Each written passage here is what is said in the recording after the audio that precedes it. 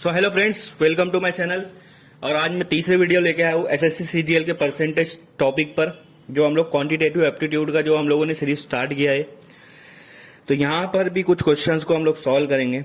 और पहला क्वेश्चन ये है आपके सामने, और क्या बोलता है पहला question, if 3/5 of 60% of a number is 36 then the number is. तो नंबर क्या होगा? देखो, क्वेश्चन का मतलब मैं आपको बताता हूँ।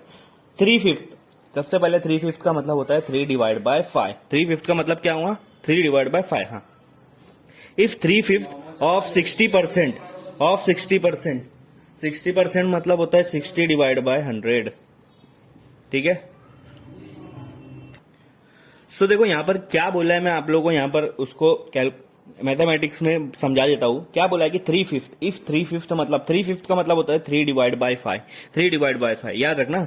ऑफ 60%, ऑफ का मतलब होता है मल्टीप्लाई। 60% होता है तो 60% लगा देंगे। लेकिन आपको मैंने पहले बताया था, अगर परसेंटेज आता है तो परसेंटेज को हटाने के लिए नीचे 100 से डिवाइड करते हैं। ठीक है। 60% के बाद क्या है? ऑफ है, मतलब multiply of a number. Number दिया है क्या? नहीं दिया है, सिर्फ नंबर बोला है। तो वो नंबर हमको नहीं पता है, इसलिए हम लोग एक्स लिखेंगे। इज मतलब इक्वल टू कितना आ रहा है? 36। मतलब एक नंबर है, उसका 60% निकाले, फिर उसका 3/5 निकाले, तो उसका आंसर आ रहा है 36। ऐसा क्वेश्चन दिया है, तो वो नंबर कौन सा होगा वो हमको निकालना है। ठीक है, चलिए सॉल्व करते हैं यहाँ पर हम लोग। तो ये जो नीचे वाली टर्म्स है ये उधर जाके मल्टीप्लाई हो जाएंगे, और ये ऊपर वाले टर्म है उधर जाके क्या हो जाएंगे? डिवाइड हो जाएंगे, क्योंकि एक्स हमको निकालना है ना।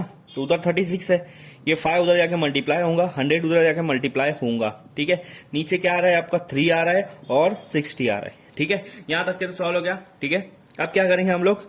देखो 6 के टेबल में 6 36, 6 10 60। ठीक है, इतना आ गया। 3 के टेबल में 3 1 3, 3 2 6। तो यहां पर आपका बचा है 2। क्या बच रहा है? यहाँ पे 2 बच रहा है। यहाँ 5 बचा है, 100 बच रहा है। नीचे क्या बच रहा है? 10। देखो 1 0 कैंसिल। अब नीचे कुछ नहीं बचा, मतलब 1 बचा। हम लोग उसको कंसिडर नहीं करते, मतलब 1 को 1 है। ठीक है, उसको लिखते नहीं हम लोग, कंसिडर नहीं करते, नहीं लिखते नहीं हम लोग। ठीक है। अब यहाँ बचा है 2 5 10। 2 मल्टीप्लाई बाय 5 10 होता है, और 10 मल्टीप्लाई बाय 10 कितना होता है? 100 होता है। तो 100 डिवाइड बाय 1 को हम लोग नहीं लिखते। नीचे आ गया तो 100, एक्स की वैल्यू कितनी आ गई? 100। तो 100 जहां पे भी ऑप्शन है आपका उसको टिक कर दो। तो इस तरह से ये क्वेश्चन को हमने सॉल्व कर दिया। इस तरह से आपको ये क्वेश्चन सॉल्व करना है, बहुत इजी। सिर्फ यहां पर जो आपका प्रॉब्लम है वो आपका क्वेश्चन पढ़ना है। जैसा क्वेश्चन है वैसा आपने उसको यहां पर उतार दिया तो आपका आंसर एकदम इजीली आ जाएगा और कम टाइम में आ जाएगा। ठीक है, तो चलिए बढ़ते हैं क्वेश्चन नंबर 2 की तरफ। क्वेश्चन नंबर सेकंड ये लिखा है, 498 is 70% less than a number, then the number is. इसका मतलब यह है कि एक नंबर है, वो नंबर हमको नहीं पता, तो हम उसको लिख देते एक्स। उसको क्या लिख देते? एक्स। ठीक है। कोई भी नंबर खुद में कितना परसेंट होता है? 100% होता है। ये चीज याद रखना आपने, कोई भी नंबर खुद में 100% होता है अगर वो टोटल है, मुकम्मल है। ठीक है, कंप्लीट है। ठीक है। अब यहां पर क्या बोल रहा है कि 498 ये जो नंबर है, 498 एक नंबर है, वो इस नंबर से 17% लेस है, कम है। 498 ये नंबर से 17% कम है। 17% कम होना मतलब ये नंबर 100% है, तो ये नंबर उससे 17% कम है, मतलब कितना परसेंट आ जाएगा? 83 आ जाएगा। 100 माइनस 17 कितना आ रहा है? 83। ठीक है, ये साइड परसेंटेज है और ये साइड नंबर है। ठीक है, इस तरह से हम लोग को ये बनाना है कि x जो है वो 100% है। तो जो नंबर x से 17% लेस है, जैसे जिसका नाम हम लोग ने 498 है, जो 17% लेस है, तो वो कितना परसेंट आएगा फिर x के मुताबिक? 83% आएगा। ठीक है, क्योंकि 17% लेस है। अब क्या करो, इन दोनों को क्रॉस मल्टीप्लीकेशन कर दो। क्या कर दो? Cross multiplication. x को 83 के साथ मल्टीप्लाई कर देंगे। ठीक है, x को 83 के साथ मल्टीप्लाई कर देंगे। 498 और 100 को मल्टीप्लाई कर देंगे। 498 और 100 को मल्टीप्लाई कर देंगे। ठीक है, लेकिन हमको निकालना क्या है? x निकालना है, क्योंकि x हमारा वो नंबर है, वही हमको फाइंड आउट करना है। Then the number is. ठीक है, तो क्या करेंगे हम लोग? 83 को उधर लेके जाएंगे, लेकिन वो उधर जाके क्या हो जाएगा? डिवाइड हो जाएगा, क्योंकि इधर मल्टीप्लीकेशन में। ठीक है। अब मेरे को बता, देखो 83 के टेबल में 498 आता है कैसे? देखो 80 के टेबल में 498, 80 के टेबल में 80 को 6 से मल्टीप्लाई करेंगे। 8 6 480, 48 सॉरी 8 6 48 और एक 0। तो 80 को 6 से मल्टीप्लाई करें तो 480 आ रहा है। ठीक है, लेकिन यहाँ पर 83 है, 3 भी है, तो 3 को भी 6 से मल्टीप्लाई करो, कितना आएगा? 18। अब 480 को 18 से मिलाओ तो कितना आ रहा है? 498 आ रहा है। मतलब 83 को 6 से मल्टीप्लाई करेंगे तो 498 आएगा। आया समझ में? ठीक है। हाँ, तो अब ये समझ लो, या आप लोग को जैसा भी डिवाइड करना आप सोच लो, 3 से करो, फिर उसके बाद और करते जाओ। 3 से तो नहीं होगा, दूसरे कोई टेबल से करते जाओ। ठीक है, तो यहां पर बच रहा है 6 मल्टीप्लाई बाय 100। तो अब नीचे कुछ नहीं बचा, नीचे 1 है, ऊपर का 6 और 100 को मल्टीप्लाई कर दिया तो क्या आ गया 600। तो हमारा नंबर कौन सा था वो 600। ऑप्शन क्या है यहाँ पर सी, ठीक है, सी को टिक कर दिया। तो इस तरह से हम लोग को यहाँ पर सिर्फ क्या है कि क्वेश्चन पढ़ते आना चाहिए, उसको इस तरह से निकालते आना चाहिए, उसके बाद तो हमारा इजी होता है, मल्टीप्लाई डिवाइड करने का काम होता है, ठीक है। तो क्वेश्चन नंबर 2 भी मैं यहाँ पर कंप्लीट कर दिया हूँ। चलिए बढ़ते हैं क्वेश्चन नंबर 3 की तरफ। सो फ्रेंड, ये हमारा क्वेश्चन नंबर 3 है इस वीडियो का, और ये क्वेश्चन क्या दिया हुआ है वो हम लोग देखते हैं।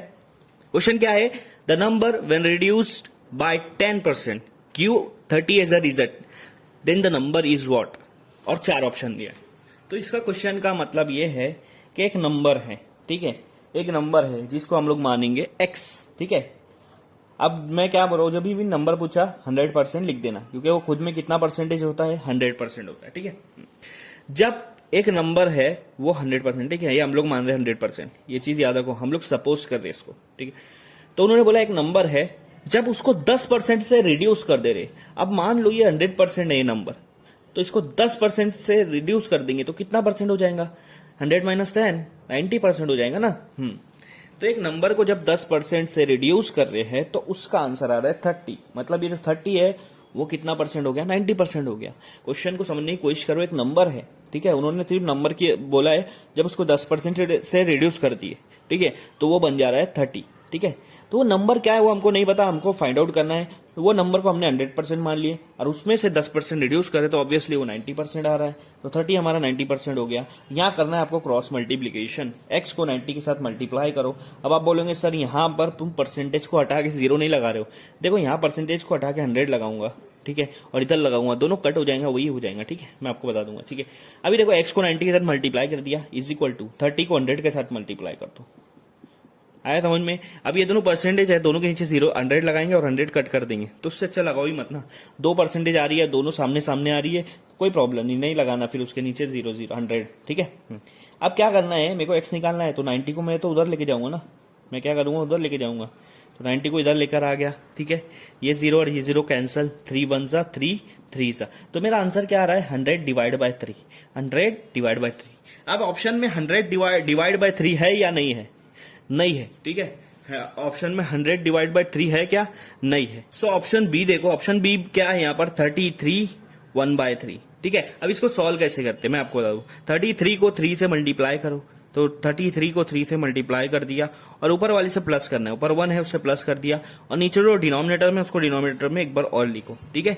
ये इस तरह से उसको सॉल्व करते हैं। 33 3 से कितना होता है 99 + 1/3 और 99 + 1 कितना होता है 100 डिवाइड बाय 3। तो इसका मतलब हमारा ऑप्शन कौन सा है, बी ऑप्शन है हमारा, बी ऑप्शन, क्योंकि बी ऑप्शन भी 100/3 आ रहा है, ठीक है। तो इस तरह से हम लोग को क्वेश्चन यहाँ पर सॉल्व करना है। समझ में आया। तो आज की वीडियो में इतना ही, बाकी दूसरी कल की वीडियो में देखेंगे हम लोग क्या और भी बहुत सारे क्वेश्चन सॉल्व करेंगे, ठीक है। Thank you.